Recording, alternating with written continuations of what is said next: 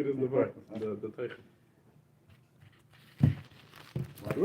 Why two? Just in case the whole thing starts ringing again. This heavy on. No, don't like it. Okay.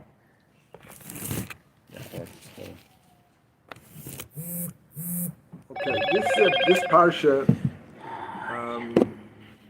has a lot of philosophical issues here, which are, right in the beginning, you have three shilas. Number one, HaKadosh Baruch Hu made a bris ben Absarim with Avraham Avinu, which is in the end of parshas Lech Lecha, and he told him that there will come a time, ki geir yeh zaracha be'eretz lehem, your people are going to be, your descendants will be geirim, ba'avodum, be'inu aisam, and they're going to make them work. It said that that's what's going to happen. So Parai fulfilled God's shlichus. I mean, he did God's shlichus, didn't he? Hashem said that they're going to be in a strange land and they're going to be made to work. Well, so he did it. So what did he deserve? A prize? No. That's a nice way to put it. What? That's a nice way to put it. I mean, he did what the Eibishter wanted to be done. He accomplished. The Eibishter didn't tell him to do it, but he wanted it to be done. If I know the Eibishter wants something to be done, I went and I did it. So I deserve the credit. That's number one shaila. Number two shaila is the general shaila, that if the Eibishter knew in advance, and he does, we believe the Eibishter knows everything, so if he knows in advance that Pari is going to do this, where's his bechira? Could he not do it? Then Hashem didn't know. What do you mean? If Hashem knows, if I know you're going to do this tomorrow, so then you have no choice really. Because if you don't do it, then I'm wrong. Hashem's idea it has to be. It's not maybe it'll happen, maybe it won't. If I tell you you're going to do tomorrow, I think what you're going to do. But if I know what you're going to do for sure, so then that's what you have to do. Okay. So where's the bechira? And the third issue is, it says that Hashem, the first 5 makkos, Pari was stubborn. The second 5, it says, Hashem says, Vani akshe eslei Pari. I'm going to make his heart hard, and he's not going to let the people go. Even though you're going to threaten him with makkos, he's not going to. Hashem keeps saying that. But the last 5, he keeps saying that I'm going to make his heart. Now, a person who has bechira, so he gets schar if he does the proper thing, and he gets an einish if he does bad. But if you don't have a choice, if I make your heart hard, so why is he getting punished? So why was he stubborn on the first 5? Okay, so you're right. First 5 he was stubborn, but the second 5 on his own. On his own, he was stubborn. Fine, he wasn't. He didn't get fazed by the makkos. But the second 5, Hashem saying, "I'm going to make his heart hard." So, why does he deserve to be punished for that? These are the 3 questions, which are philosophical questions, not usually the kinds of things we talk about, but to get a little bit of a taste of it. Right. So, question 1 was that the Eibishter already said in Bris Ben Absarim that he wants, or that what's going to happen is that a nation is going to make the Yidden work. Ba'avodum, be'inu oisam. They're going to enslave them and persecute them. Inu oisam. They're going to not just make them work, they're going to make them work hard. So what do you want from Pari? So the Rambam in Hilchas Tshuva, Perik Vav Halacha Hey, asks this question. He says, so then the Mitzrayim, there was already a gzeira that the Mitzrayim should do this. So what's the taina to Pari? So the Rambam comes up with a very interesting idea. He says, Gozal ish pleni hayudua. Let's say there's 1 million people who lived in Egypt. Did Hashem say, let's say everybody here will be Egyptians. Did he say you're going to be the one who make the Yidden work? Did he say you? Did he say you? He said the people will. It's like, in the next question we'll have that point. I'll give you an example, the same example as the next time. Let's say they say it's New Year's weekend going to be this week. So New Year's weekend they say that 400 people are going to die on the roads. Yeah? 400 people are going to drive and get killed. I don't have to drive, you don't have to drive, he doesn't have to drive, he doesn't have to drive. But we know by the laws of probability that 400 people are going to do it. But nobody's mechuyev to do it. So if a guy decides that he wants to do it, if the Rebbe should have said, this nation is going to enslave the Yidden. Who? Beryl, Shmerel, yeah, not me, not you. And if you decide to be the one to do it, you deserve a punishment. If you decide to be the one to do it, you deserve an einish. That's the Rambam's idea. He says, Hashem legozer alish pleini. He said, the Eibusha said, that Bichlal in Egypt they're going to be people who are going to do it. It's sort of like a probability kind of thing. If you're sure going to be people who are going to do it amongst the Egyptians. Who? Not me. No, somebody. That's the Rambam. The Ravid, who always is Masig on the Rambam, says Aleph Aleph. Aleph stands for, you know what Aleph Aleph stands for? Avraham. Huh? Avraham. No, Omer Abraham. Abraham. Omer Abraham, yeah. Omer Abraham. That's how he starts all his comments in the Rambam. Omer Abraham. His name is Abraham. Abraham ben David. Eilem Arichas Dvarim, he says that these things are silly. I swear he says that these are only different narratives. These are childish things. What kind of silly thing is the Rambam saying? The Rambam is effing. The Ravid is saying to Rambam. And we can't talk like that about the Rambam, but the Ravid, lays it on thick. He says, if Hashem says to somebody who's doing znus, he didn't mention him. He said there's going to be someone who's doing it. So you'll say the guy's potter. The Mitzrim were Rishoim, and they deserve the Makis, and they should have let him go right from the beginning. So he doesn't like what the Rambam says. There's no such thing. The Eibusha meant him, not you, not me. If he said the Egyptians are going to do it, it means all the Egyptians. It doesn't relieve anybody from any responsibility. Hasheni, all the way in the last line, Hasheni, he says that the Eibusha said there'll be inuisim, they'll be made to work hard and persecuted, but not like Mitzrayim. They did it a little bit extra. The extra, that's what they're getting punished for. You're right. They did what Hashem wanted. They don't deserve to be punished. But who told them, made them work so hard and tortured them and took away the straw and that's overdone. How would one know? Huh? Who instructed them not, or who instructed them to, or not?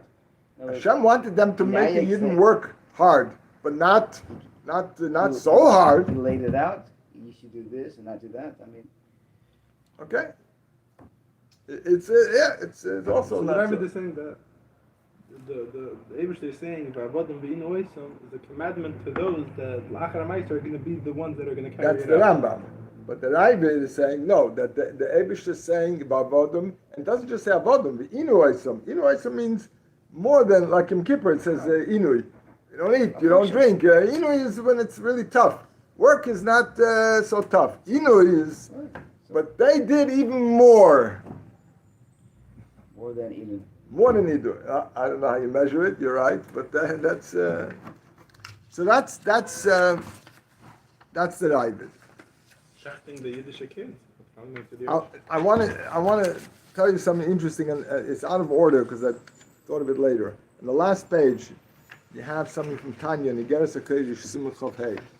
Yeah, the Rebbe says like this, a very interesting thing. David HaMelech, when he was running away from Avshalom, his son rebelled against him.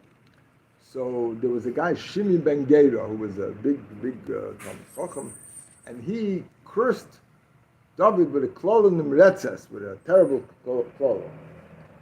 And David HaMelech promised him that he's not going to kill him. But he told Shlomo HaMelech, when David died, before he died, he told his son Shlomo, you make sure that he doesn't die a natural death. You make sure that he dies, that you kill him. But anyhow, he said about Shimi, Ki Hashem Amar lo kalel. Hashem told him to curse. What's the pshat? Alter Rebbe asks in Tanya, what do you mean Hashem told him? When did Hashem tell him to curse? So the Alter Rebbe says, we know that everything that you do, you get a constant flow of chayus, of energy from the Eibishter, right? To sleep, to eat, to talk, to walk, to work, to do everything, right? So if he is cursing, he's doing that with the koyach Hashem is giving him. That makes it Hashem Amalei Kalel. It's so hard to understand. That means if somebody's doing an Aveira, he's doing it with Hashem's koyach, with Hashem's energy. So it's almost as if Hashem is telling him to do it. It's like I'm giving you, if we give a kid firecrackers, then he goes and he shoots, this light fires them off. So it's almost like I told him to do it. I'm giving it to him. I'm supplying him, something like that. So then the Alter Rebbe says, so if that's the case, if Hashem told him, why did he deserve to be punished? Shimi, why did Shlomo HaMelech have to kill him? He did. So he says, I left out that part, the most important. I left out that part. The Alter Rebbe says that Hashem Tov says that Hashem's chayis flows all the time into the person. So Alter Rebbe says, but why does he get punished? Mipnei roya b'chirosai. He chose bad. He didn't have to do it. I guess like the Rambam, somebody else could have done it. In other words, and the Alter Rebbe says, no, the Alter Rebbe doesn't say it here. The Alter Rebbe says it in another place. I'll tell you where. I should have copied that also. There's a in Ageres HaKodesh. There's a Alter Rebbe says the Kol HaKoyes talks about Kol HaKoyes Gilu Eved Avodah Zarah. Why? So he says when you hit me. So I have to think like this. It would have happened to me anyhow. The Eibishter wants me to get hurt. If it wouldn't be you, it would be him. It would be him. It would be him. What's the difference? Who's the shliach? What am I getting angry about? If the Eibishter didn't want me to be hurt, I wouldn't get hurt. So he wants me. So why are we angry at the guy who did it? So that's why I call you're not allowed to be kayas. If you're angry, obviously you don't believe that things are like that it's all bashert, that I'm going to be hurt. So the Alter Rebbe says, so if that's the case, why does the guy who hit me, why does he get punished? Similar to what we're asking about Pale. If I'm supposed to be hurt, that's for whatever reason I'm getting this punishment, I'm getting hurt. So you're doing what's supposed to be done. But no, you did a bad bechira. You made a bad choice in life. You should not be hurting people. The Eibishter wants me to get hurt. The Eibishter will figure out a way for me to get hurt. You don't have to choose to be the one to do it. Don't be God's messenger. He'll figure out a way to get it done. He'll.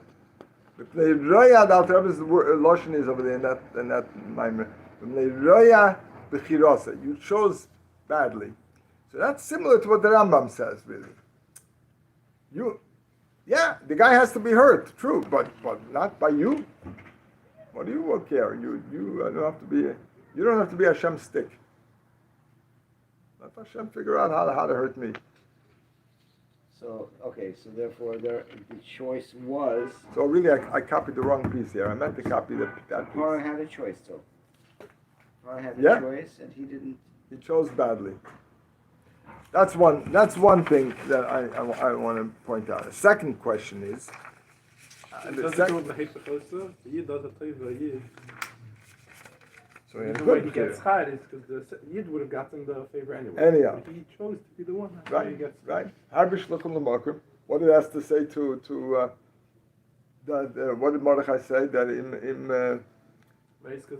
mi yodeim ke'ez kazeh sigat l'malchus. Hashem is levach vatzol yamen liyud mokamacha. The Eibishter will find a way to help you. He wants to help the Jews, he'll help them. You have the schus now, the chance to be the one to do it. And the Rebbe Marash teaches, "Va'atu beisavich tevedi." means you're going to, not you'll be lost, you're going to lose the chance. Marash says that. You have the ability to be the one that's going to save the Yidden. You don't want to do it? The Eibishter will find somebody else. Don't worry about it. But you lose your opportunity. You lose your schus. Not you'll be destroyed, lost.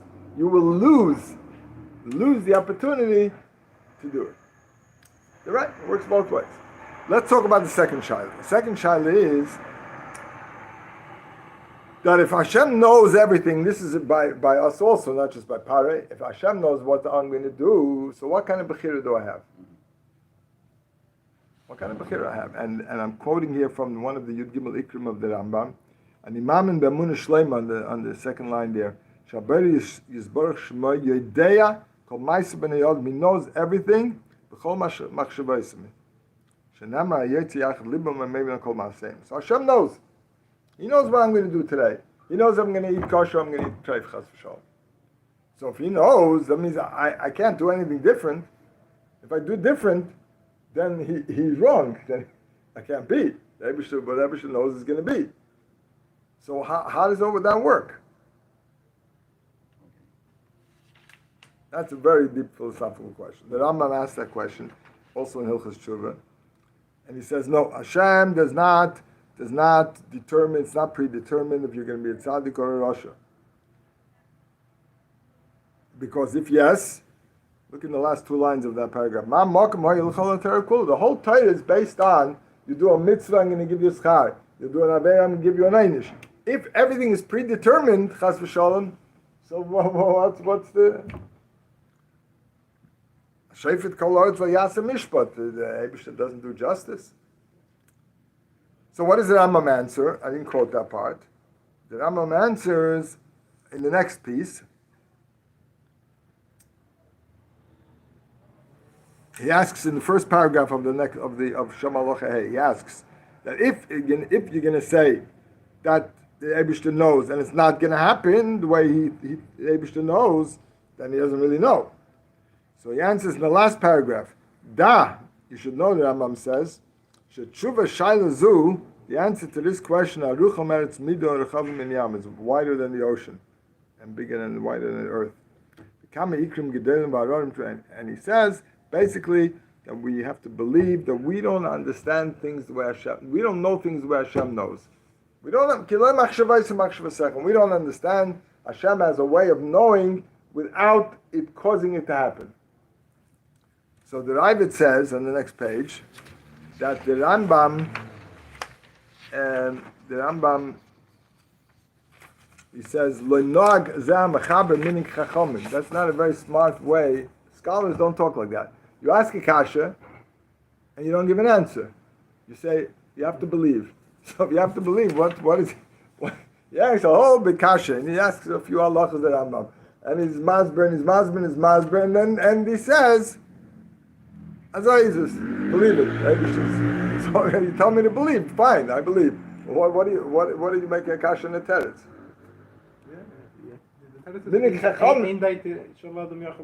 Ein daita shalom. Person can't understand it. So if he can't understand it, so okay, say. That's it. Without a kasha, we can't understand God. Finished. What is he explaining and explaining and explaining? And then in the end, he says you have to believe. You're confusing the reader with your questions. That's right. What are you asking confusing questions? the reader with the questions. Yeah. That's the Ravid. So I quote a few things. Thank you. A few things here from Chassidus. First from Torah, the Alter Rebbe writes, there's a lashon by the Eibishter we say always, Golui v'yodua. He knows. It doesn't say Yodeya. It says Golui v'yodua.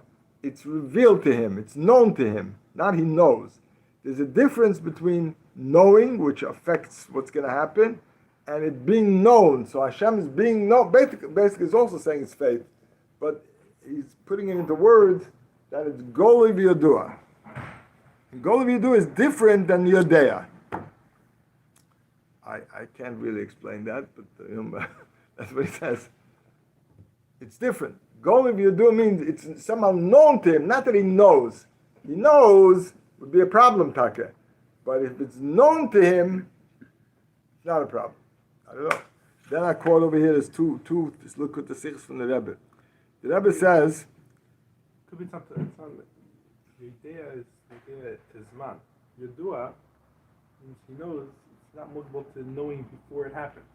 no, we know Abish knows before it happened. The Abish, there's no before and b'shas. Okay, so well, Abish Could be knows Yedua everything. is knowing. You can't say that he knows it only Chas v'Shalom. After you did it, he knows the it Abish before. doesn't know before and after. It's all one Yedua. Yeah, It's one okay. knowledge, so it's not even. There's no before because by him before and after is the same. Okay. Then the Rebbe says that there's no kasha.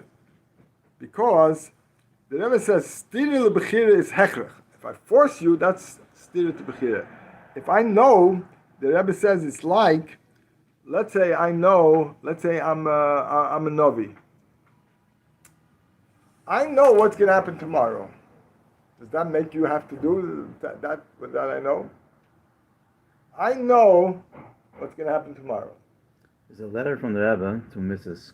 Cousin in England, where the Rebbe doesn't even go into the Nevuah part. The Rebbe says, if you just look at the weather forecast and you know it's going to rain tomorrow, it's not that you're knowing, you Makes don't it be a rain. Navi. It's just, we know this, it's from nature that's going to rain. It's not you're knowing that's going to make it rain. Yeah, but so you're going to say that Sure, Hashem's you knowing did. is Like you know is the like forecast. the laws like knowing it's going to rain, like a weather forecast. It's You know. it's much more sure. It's not just. That's how the Rebbe that's what the Rebbe simple. says. But you're right. That's what he says. What are you saying about the forcing aspect? In other words, there's no bechira, the person. What's the opposite of bechira? forcing? Forcing. But yediyah is not the opposite of bechira. If I know what's going to be, it's like the store, like you just said, the weatherman, or like You I get told the the part, marshal the before of situation part, New right? Year's weekend. I know 400 people are going to die, but it's not doesn't make anybody do it.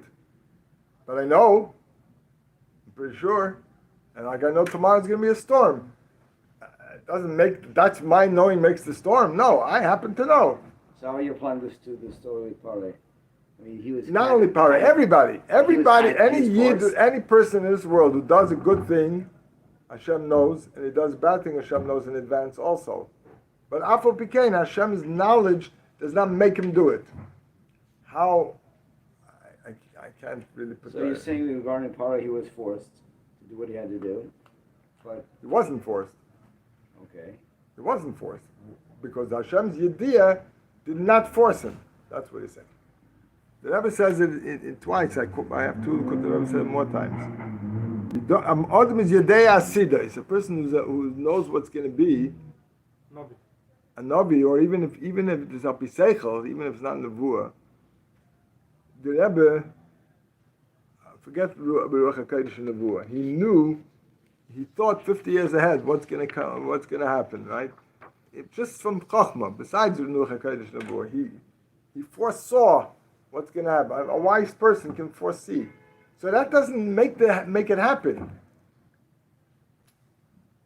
That doesn't make it happen, the Rebbe says. Okay, these are philosophical issues, and I'm just bringing them up, although... And then the third question is, if Hashem made Para's heart hard, why does he deserve an einish? That all the Rishonim, everybody talks about it. What was Pari deserve an einish for? He was forced to choose the bad way. So again, the Rambam says that the first 5 makis Hashem didn't harden his heart, and he with his own bechira chose to do bad. So such a bad person, the Rambam comes up with a big chiddush. Hashem closes the gates of tshuva for him. If somebody is so bad, 5 makos, the Eibush is telling you, let my people go, and he's even punishing him. He's showing him that he's the Eibush and he can make nisim. And Pare still has the chutzpah not to listen. At that point, Hashem says, you know what? You're such a terrible, evil person. I'm going to take away your opportunity to do tshuva. Now, all the Rishonim argue on the Rambam. They say there is no such thing. Every person can always choose to to change his way and do good. There's no such thing like the Rambam says that Hashem closes the gates. There's no closing of the gates. Right. So I guess it's a radical statement. It's a very radical statement. So the Akshas Leif Pari is the beginning of the Einish. It's Chiluk of the Einish. Right. But they bring rayas that there were bigger shoim, the Yidden and Malchi Yehuda, and Hashem did not take away their right to do tshuva. And the Rambam says that this is why did Hashem do it? I mean, why did he make this whole thing happen? Because he wanted Yidden to know, or people in the world to know, that if you're going to be so bad, I'm going to take away your free choice. And you're gonna, and then that's it. That's the end of you. That's a radical statement, like you said, of the Rambam. But most Rishonim say it's not true. I mean, I don't say the Rambam says not true. They don't agree. They don't agree. There's no such thing. They bring rayas. There's no such thing. Okay? No, the gates are never closed. It might be hard to open the door, the gate, but it's openable. No such thing. The Ramban says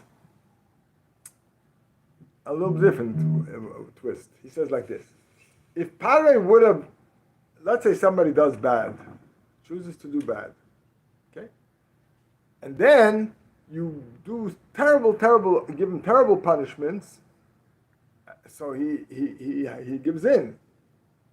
When he gives in, he's not doing tshuva.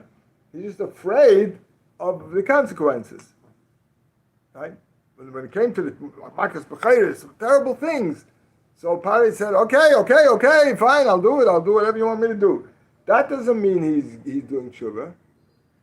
That's what it means. Hashem says to Parei like this: you 5 Makas, you just were stubborn, so therefore you deserve punishment. Now I'm not going to let you do tshuva in the last 5, because that's not going to be a real tshuva anyhow. It's just going to be you're afraid of the Einshim, of the Makkahs. So I'm not going to let you be. That's Ramban.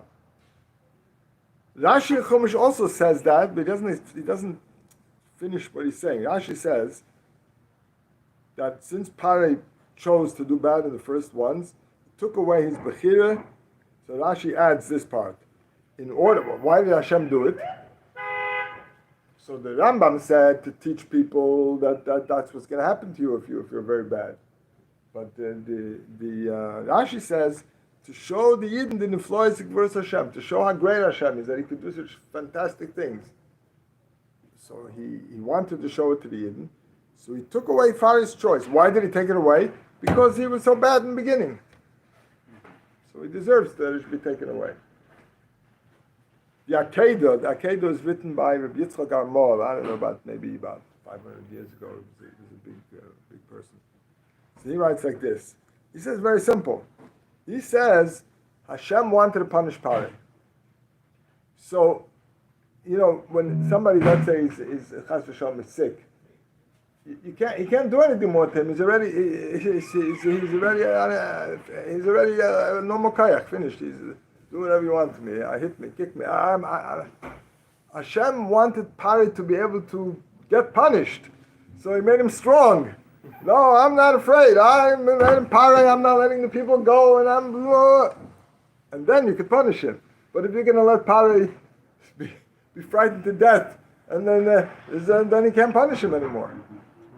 So because Hashem wanted to punish him for the first 5, he had to give him the koyach. Just like Makkos, it says in the Gemara that if you have to give somebody a couple of Makkos, there are a few Avedas, 39 for this, 39 for this, 39 for this. You can't. So you got to give them a break in between, right?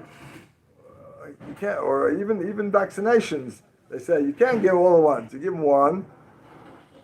You know the joke that's going around. What do you call when somebody gets 2 vaccinations? What do you call it? Chazaretz hashatz. So you can't do it. You can't do back to back. You have to give him a break, and then even another one, and another one. Even if you want to give someone patch, you can't just hit him non-stop. You got to let him come back to himself, regain his strength, regain his akshonis, his stubbornness, and then give him another punch. Boom. then you let him. Well, he says very simple. That's what actions like Pari means. I'm just going to make him being able to receive these punishments. Maral says, it's more like Drush maybe. He says, Parim was Mechal Hashem Shemayim. He said to Moshe Rabbeinu, who's God? Mi Hashem She'eshma B'kar. I never heard of him. I don't know him. I don't know who he is. It's a big Chil Hashem. So the Midah Keneged Midah, he had to make a Kiddush Hashem. That Hashem is going to be able to give big punishment and everybody will see who is Hashem. But how can Hashem do it? If he's going to listen, then Hashem can't punish him. Why is that a Chil Hashem? If a guy says, I don't even know God. Who's God? There's no God in the world. I don't believe in God. Me Hashem. He's being married.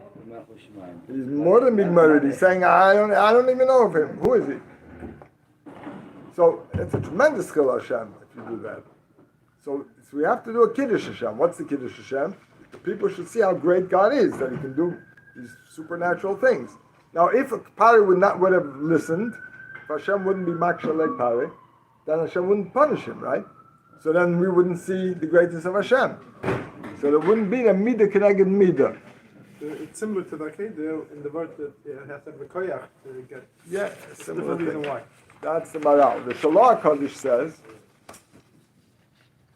he says a little word which makes a lot of sense. He says like this: if Pari would have listened in the last 5, if he would listen, but he wouldn't really be doing tshuva like we had before in the Ramban. He would just be afraid, right? Moshe Rabbeinu would say, "I'm going to bring chayshach." So Pari's going to be afraid. He's going to listen. So now Hashem can't punish him, even though it's not a real tshuva. Why? Because the law Miyam Goyim. What are the Goyim going to say? He listened. He did tshuva. What are you punishing him for? They're not going to know that it's a fake tshuva. They're not going to know that it's a fake tshuva. Exactly. So Hashem had to make him not listen. So all the goyim in the world will say, oh, you know why I got punished? Because he's a stubborn mule, he doesn't listen. That's the Shalar Kaddish. Then I saw 2 other Perushim, not from anyone I could necessarily quote, they're just from the contemporary people in the books they write. One of them says like this, it's an interesting thing. The Gemara says in Masechta Shabbos that if you're born Mazel, we don't make Kiddush in Mazel Madim. We don't make Kiddush in 67 because the Mazel, because Mars, which is red, is in that time, so it's been the red wine, so it's... Shachet and the Mail do. Oh, so they make Kiddush? We need 67. I don't know. They used it for a street or a mile. They told you that? Yeah. I didn't know that. I didn't The hear Gemara says this thing, but not like a Kiddush. The Gemara says that if you're born in Mazel Madim, so you're going to be a murderer. But you have the opportunity to change it and become a moyel or a sheikhet. You don't have to be a retzeach. You have to make blood, spill blood, but lav davke to kill people. You can spill blood by being a moyel or a sheikhet. In other words, a person, even though your nature pulls you in a certain direction, you have the possibility to transform yourself and do the right thing. Nobody is forced to do anything. You may be pulled in that direction. Everybody's pulled. Each one has different types. I like this, you like that, he likes the other thing. People are pulled in different ways. But we have the koyach to Meich Shalt Alalei, the Alter Rebbe says in Tanya, we have the koyach to not to listen to our evil desires and do only good things. So the same thing Pari. Pari had a nature of being stubborn. That was his nature. Just like Yidden. The Alter Rebbe says, Moshe Rabbeinu says to the Eibishter, forgive the Yidden. Salachta. Why? Yam Kshei That's not a reason to forgive them because they're stubborn. So the Alter Rebbe says it is a reason. Because they're stubborn and people laugh at them, people make fun of them, they go and persecute them. They still listen to you because they're stubborn. So in other words, the stubbornness of the Yidden, the Am Kshei Erev, they're using in a good way. But you can also use it in a bad way. I'm not listening to Hashem. I don't care. I'm not listening to you. Punish me, hit me, do whatever you want. I'm not listening. That was Pari's choice. He could have used his stubbornness in a good way. That's what somebody says. It makes a little sense. So regarding the Madim, the Rotzeach, he has all choices. He's redirecting his energy. Right. Right? I guess in Mechanech you redirect the energy of a child. Right. So that, therefore, as a Sheikh and Moyo, so he has a choice. He has choices. Haro is more than just I'll do. In other words, he's You're killing. stubborn. No, but he's killing. He's spilling blood, right? Not this way, but that way. So what were his choices? There's To be stubborn in a good way. There's two parts. Vayakshav Hashem Eslei Tarek. There's nothing wrong with being Vayakshav Hashem Eslei Tarek. What he did wrong is he used that thing that Hashem gave him, the Lo Shilach Es Bnei Yisrael. The second half of the pasuk, that's Hashem made his heart hard, and he used it to be stubborn. And It's not so pashut that because it really means Hashem made his heart hard that he would choose that. It's not like really Hashem. And this is just a contemporary guy says this word. But it's a thought, and then another thought is also along these lines. It's in the words. It could have said, "Actually, Hashem Eslei Tarek Shaloi Yishloya." Vayakshav Hashem Eslei Tarek V'loi, and use that. Not Vayakshav Hashem Tarek the Bilti Shloya. I don't know. The Vav sounds like it's Another thing. and he used this koyach, V'loi Shilach Es Bnei Yisrael. I once heard of art from somebody, heard it from Dr. Fried once, talking to the Melamdim. He says, the Abishah wanted to give the Torah to Esau, to Yishmael, to, right? They didn't want it. Why? Came to Esau and Esau said, what does it say over there? Esau said, no, I'm naturally inclined to kill. And to Yishmael, I'm inclined to immoral things, and the Arabs steal and fool. Everybody, they had their nature pulling them in a certain way, and we can't change. So he came to the Yidden, and the Yidden said, Nasav and Ishma. Well, maybe it was easy for them. What's so special about the fact that the Yidden said Nasav and Ishma? It was easy for them. We're not pulled to murder. We're not pulled to be dishonest. So, yeah. Well, so I'll agree to what Hashem says. So he says, you know what it is? He said it over from some big sefer, I can remember who. He says, Yidden naturally don't like to be told what to do. They're always, you don't tell me what to do. I know better. I'm smarter. I know, we know, he knows, you know. That's why Yidden are always contentious, fighting with each other. They don't. In any kehillah, in a church, lahavdil, in a community, people get along. Then there's no, Yidden are always, every shul, there's always these, big politics and machlekes in every community. Why? The Yid doesn't like to be told what to do. That's natural to a Yid. So the Yid said, Nasav and Nishma, that's overcoming nature. My nature is not to listen, and I'm going to listen to you. So Esav could have said also, my nature is to kill, but I'm going to listen, I'm not going to kill. The Yidden also, it's about, I don't know how much truth there is to it, the real truth, but it's a cute word. Yidden, it's true. Yidden do not like to be told what to do. The famous story is of President Weizmann, the Israeli president, first one, came to visit President Truman. So President Truman told him, you have 2 million people that you're president of. I'm president of 200 million people. So you can't compare yourself to me. So Weizmann told his famous line, said, yeah, you're the president of 200 million people. I'm the president of 2 million presidents. Everybody thinks he's the boss. He knows better, right? He knows. And what goes on in Israel all the time. They're arguing and screaming and yelling like during COVID in America. Oh, we're screaming. Everybody has a different opinion. That's Weizmann's famous word. You ever heard it? It's a famous line. I'm the president of 2 million presidents. You have 200 million people, so you have 200 million people. So big deal. Huh? The good word. So, then the other pair says a similar thing, that there has to be a balance. If Hashem is going to give him very terrible makkos, so then you also have to give him a very strong person to be able to handle it. You can't, it has to be, Bechira means everything is both sides are the same. If you want Pari to have Akshas Liba, you got to give him a strong makkos. If you want strong makkos, you got to give him Akshas Liba. You need to have both sides. In other words, Same idea as the one before. It sounds like Hashem making Pari's heart hard is taking away his choice. But really, it's to give him the if choice. he would give him Makis and force him to let the Yidden go, that's taking away his choice and Also. forcing him to make a decision. Right. And making him Why not? strong. Why, if Hashem, if let's say, With the we would, Makis, if we were doing Aveda, and right away, I would Michal Shabbos, right away I'd chapa psak. That would be, wouldn't have Bechira, wouldn't do an Aveda, right? If right away you turn on the light, your hands become paralyzed. Of course I'm not going to do it. So you don't have Bechira. If you want to have Bechira, you have to have a balance. You have to have, so if Hashem wants, like you're saying, if Hashem wants, makes it hard, his heart hard, he has to give him very strong makas. So that it, Afal Pikein, he should be scared. Otherwise he won't be scared. Anyhow, look, and we don't have answers to all these questions necessarily, but I just wanted to get a taste of this. It's a philosophical parsha. A lot of these kind of questions,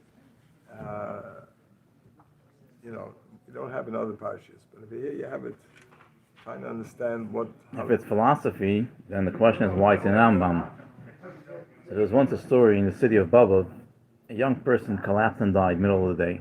Bobov, Poland. Bobov, Poland, yeah. And the whole town was talking about it. It's a disaster. Everyone got very upset. So the Kedushas Tzir and the Baba Rebbe called a meeting after Mencha. And he brought his Rambam and the Eivet. And he asked, the Eivet's sign is, why are you confusing the people without explaining it? And then saying that it's a Munah. My question is, why is it not in the Moreh Nevuchim, which is a philosophy book? This is halacha. Why are you bringing it here? And the answer is that Rambam wants to have a halacha that there are things we don't understand. It should be part of a halacha in Torah. You should know there are things you don't understand. They said the Chassam Sofer learned with his son, Moreh Nevuchim, with the Ksav Sofer, with his son. So he learned with him Akasha. Moreh Nevuchim has a question on why did 6 million die? If God cares, or how did he let it happen? These kind of questions. And he didn't give him an answer. He didn't learn the answer. He stopped. And then tomorrow he learned the answer. He told his son, I want you to know, a Yid of Ken 11 mit Akasha. You have a kasha. Doesn't mean nothing. So tomorrow you get it. But in Minich Chassidus, it's the Minich is that we don't learn a kasha without an answer. It says somewhere in the Sichos, no? There's something about not learning a kasha. It's said about learning Tanya, where we have a question, how does the world exist? Yeah. And then you don't get to the answer too much later in Shar Yichud. So it's such a kasha you can live. If you understand, but there's no world, say that. If you think there's a world and there's no Eibishter, with that you have a problem. But knowing there is no world, go to sleep with that. That's fine. So. Anyhow, we're not into philosophy today. It doesn't really bother anybody. These kind of questions don't bother anybody today. In the times of the Rambam, this was what people bothered with, these kind of questions. All the Shainim, the philosophers. In different periods of Jewish history, people bothered with different things. For example, pre-war, between the wars, the Yidden were all busy with finding a solution to the Jewish problem, and whether it's communism, socialism, Zionism, and this and the isms, all these Marxism. That was the thing. That was the thing they all go to read about. And before that, 100 years before that, was Haskalah, science, math. Today it's a different thing. Today there's none of these. Today, guys who go off the derech, it's just because they want to enjoy themselves. It's not because of any. They believe that that's a better way, or they think it's a better way. It's not. Nothing. They don't. No one's bothered with questions. Why I want to do that? No, I want to do that. I want to have fun. I want to enjoy myself. It's a different. That's today. That's the last 30, 40 years. It was never like that before. It have to do with lack of acceptance. There's a way to put it on. Be Shabbos. What? People who go off the death. Doesn't have to do with lack of acceptance. They don't know. They usually do believe. Most of them believe. They still believe in God and they believe in Yiddishkeit. I don't want to do it. I don't feel like doing it. There's no. I'll take it. Yeah, let him take it out. Let him take it out. He wants You want to take it? Just want to put it out on it tomorrow. If he wants it. Most of the. I talked to some of them, quite a number of them. There's no raison d'être, what do you call it? No logic, no reason. I don't, because I have a question. It's like, one boy I had, one, from all the years, that went off, and he did it because he had questions in Amunah. He didn't know if Yiddishkeit is right or Christianity or other religions. He was thinking and reading. He was reading all these books, and he'd have questions. It's very rare, very rare. Which kids today do that? They don't have books. They're not interested. I just want to enjoy. There was rebellion. Huh? Rebellion due to just independence. I want to do what I want. Don't tell me what to. Like I said, don't tell me what to do. I do what I want. That's all. It's not because they have a. No, but this fellow, you ever hear the Sami Fisher? Yeah. A lot of his things are rebellion due to internal lack of love and not Lack of acceptance. love, lack of validation, like fine, okay. So, but there's no real reason. So what does that mean? I'm going to eat ham, pork. Why? Because no one loves me. What's the logic? How does one lead to the other? Emotions. Huh? Logic, it's emotions. Okay, so I'm emotionally So I just don't want to. I don't want to be part of this anymore. Not because they don't believe. They do believe. You talk to these guys. They really believe in Yiddishkeit. They believe in the Eibishter. It's not like they have questions. You never hear any of them say, "Well, if the Eibishter, so why this? Why that?" So now you Sometimes if a kid, chas v'shalom, a parent dies or something, the kid feels, if there's a God, I daven to him, I beg him, and he let my father die anyhow, and it must be that he doesn't exist. That's already an Amunah question. Most of the time, that's not the issue. Because his rabbi used to beat him up, or because his father. So fine, I understand. He's upset. He wants to leave, but it's not an Amunah question. Nobody's thinking. Nobody has Amunah questions, and you give them Amunah answers doesn't help them. So you're saying that 95% of the kids that are open derech today is because simply they want to enjoy Elam Hazeh Gashmi. Yeah. Enjoy life. Yeah. They're angry about something. They're upset about something. That's why they're leaving. They're upset about the way in their family, or they were bullied, or they're upset about their teachers, or they're upset about, But so what? That doesn't logically justify what they're doing. It's just I'm angry at you, so I'm gonna do the opposite of what you want me to do. What is that? That's not a philosophical reason. That's just you told me to do. I don't want to listen to you. I want to make you angry. I want to make you upset. I'm gonna throw off my yarmulke. You ever see kids? It's not they don't believe. They don't throw off the yarmulke because they don't believe in Hashem. They throw off the yarmulke because that makes the other guy angry. That's what it is. There's guys who don't want to have a yarmulke. That's a different story.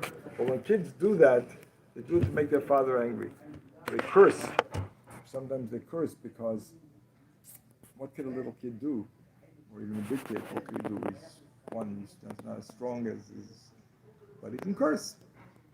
So he curses, so there's yarmulke, does things. So what? What does that mean? That's the world today. Every generation has its own reasons that people go off the derech. Always was. It was not any better at any previous time in history. In the Greek time, how many of the Yidden were Yevonim? They loved the Greek culture, Any the worship of the body. Any And percentages? a lot. We say in Valanism, the Rabbim Biad Ma'atim. The Rebbe says the Rabbim doesn't mean the Greek armies. Rabbim means the Jewish Greeks. Because we say Rabbim Biad Ma'atim, Tmeim Biad Tahirim. What's the difference between Torah and Tomei? Rishonim Biad Tzadikim. In a war, it doesn't matter if you're a Rosh or you're a Tzadik. Zaydim Biad Eski Seresecha. The Rebbe says what it means is the Rabbim were the Jews who were Hellenists. And the Ma'atim were the Chashmonaim and the fundamentalists, the real McCoy. So that was that. Every generation has it. Different reasons. Today, nobody thinks, people don't do anything for reasons. When's the last time you ever thought about a question of philosophy like these? When's the last time one question like that bothered you? This used to bother people, big people, brains, Greek philosophers, and then afterwards the Rambam, the Balikim, the Sadducees, these people were bothered by these. You have to prove the existence of God. You ever look for a proof of the existence of God? We're not into that. It's not an issue.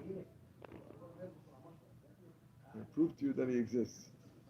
The Rambam has half a million of books to prove it. Sadducees proves it, Balikim proves it, others prove it.